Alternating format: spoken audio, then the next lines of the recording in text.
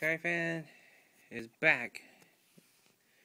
After months of not being on YouTube, I have made my return. And this video review is for my good friend Digatone. Today is his birthday. Go visit his channel, wish him a happy birthday.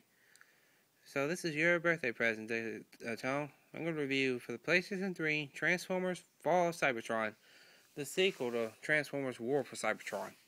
We got Optimus Prime, Bumblebee, Grimlock, and Metroplex on the cover. As you can see, has a nice artwork design. I am impressed with this cover. Excuse me.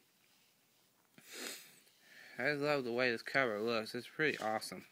Let me slide the book off, box off. Protective sleeve, whatever you want to call it. An epic battle for survival. The darkest hour is upon you in a clash to survive the final days of Cybertron. There's Grimlock, Megatron, and Jazz versus Bruticus. I'll show you guys the disc. There's the booklet itself, and there's the disc itself. Pretty cool. The game, basically, the game's taking place sometime after War for Cybertron. Basically, you start off on the Ark as the Autobots are fleeing the homeland of Cybertron, and the Decepticons on the ship Nemesis attack you. And basically, during that first level, you understand how to play the game as you progress. And I'm trying not to give away any spoilers. I'm trying to keep this as non-spoiled as possible. But the game really was different. Unlike in the War for Cybertron, where you get 3 characters to play as, you get to choose 3. This one, they pick them for you. But nevertheless, for a game that's this good, I'll forgive it. And besides, you get to play with amazing characters in this game, that's for sure.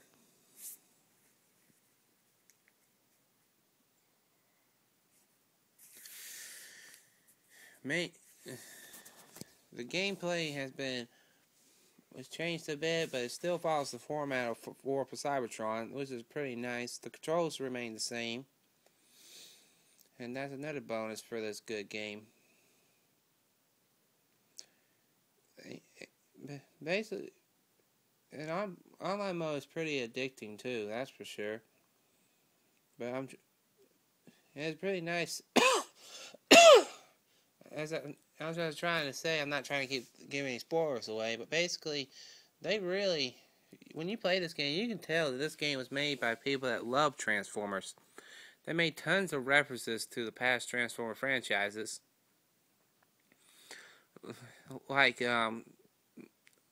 from Transformers the movie, and during the loading screens, they'll have quotes from G1 into the loading screen, which is a pretty nice feature.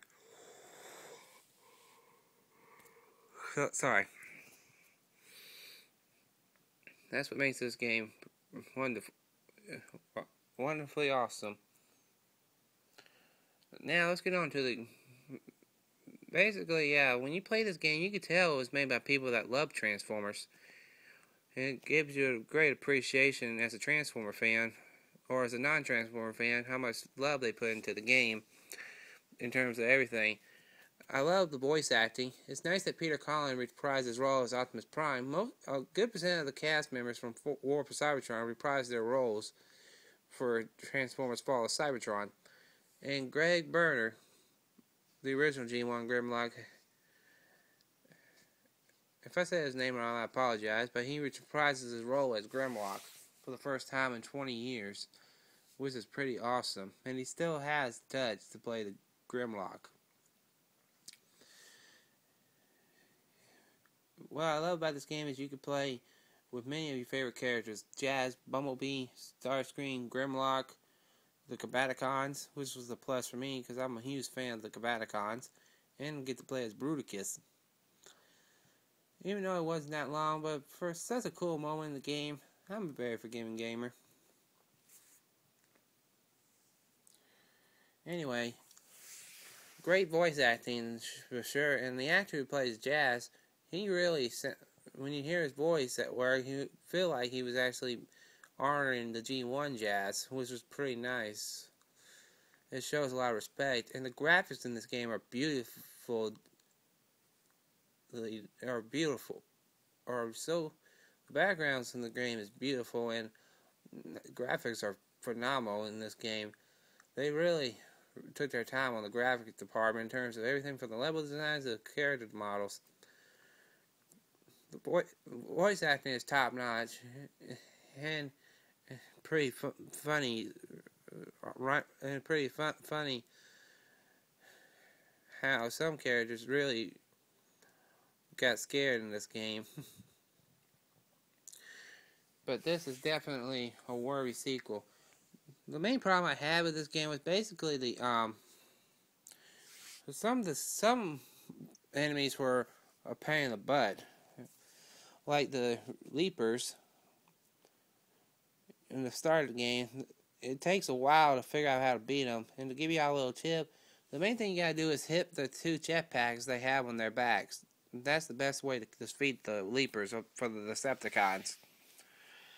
And later on, when you're playing as Cliff Jumper, you gotta destroy the Decepticons while trying to prevent the Decepticons from destroying a bomb.